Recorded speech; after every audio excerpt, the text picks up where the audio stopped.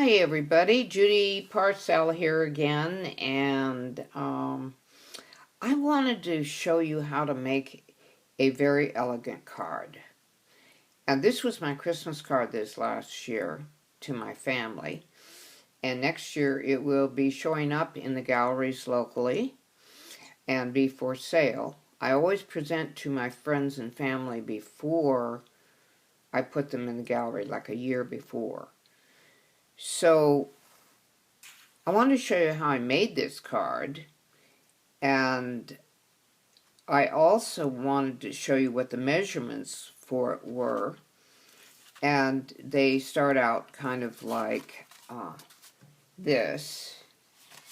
The base part of it, which is this pink part, here we go, this pink part, is 5 by 7. You just cut that on your cutting. You take an 8.5 by 11 piece of colored cardstock after you figure out your color combination, and you cut it on your cutting board or whatever card cutter you have or whatever to the size of 5 by 7.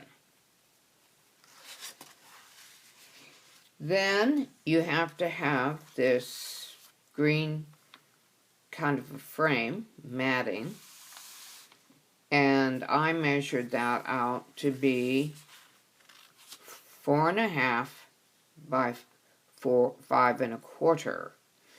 Now, one of my suggestions is that you have a template for this made, so you can, if you're making a whole bunch of cards, you can just set the template up on the 8.5 by 11 paper, and you can get 2 of these out of each sheet. So it doesn't matter what the color is, it just matters that this template will save you some time. So find a place to keep this, and I would recommend you keep it in your workbook. Now, in your workbook, I would also suggest that you write a note. If you're anything like me, I don't remember numbers, so I have to write them down.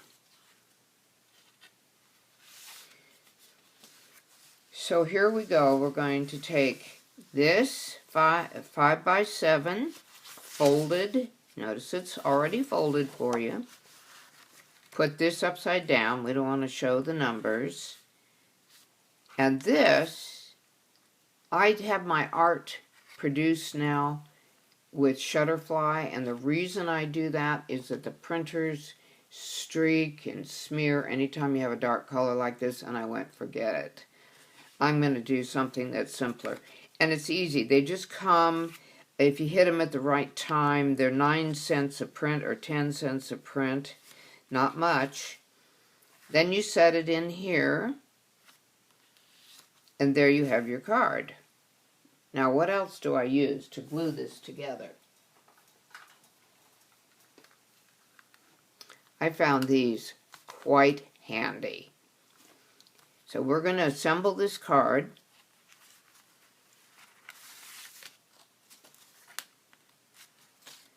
And I'm going to take, and it's already written on, so I don't want to show that part. And I'm going to do this just slowly. And it puts kind of, it's like rubber cement on tape is what it feels like. And I kind of go like this.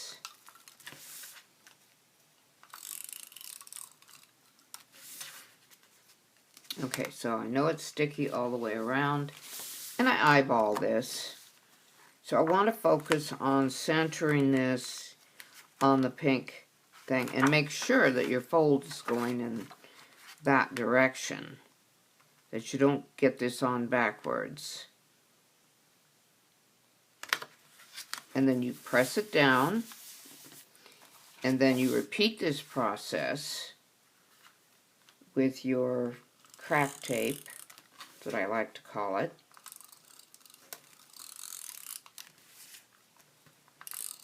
Like this, and like this. And then I go, okay.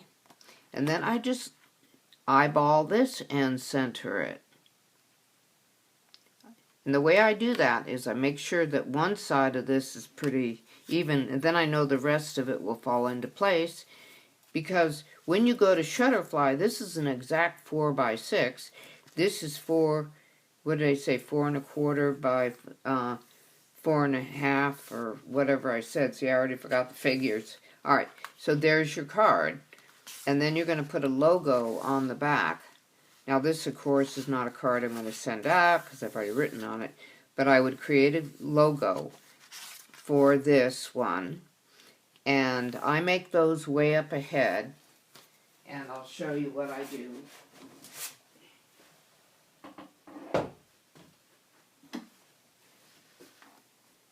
I have this lovely box full of logos, greetings, everything.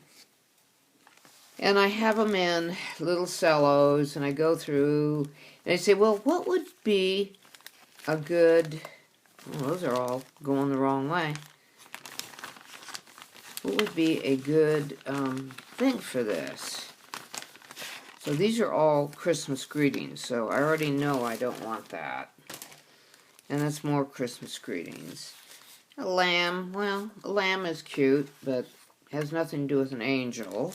I try to tie it in. There's a lamb. There's a tree. There's this one.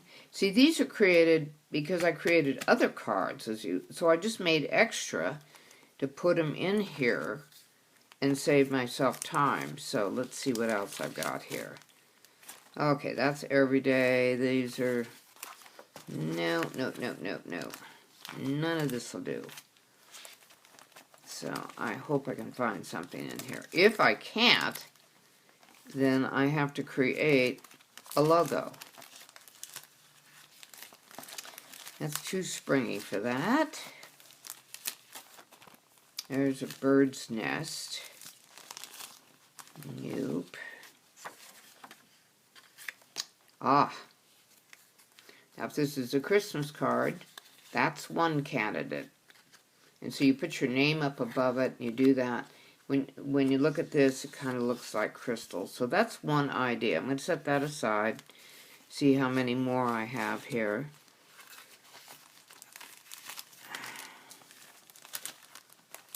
That might be it. Here's an Easter bunny. That's for Easter. That's a flower. There's some more greetings. I don't want that. It's a flower. Tree.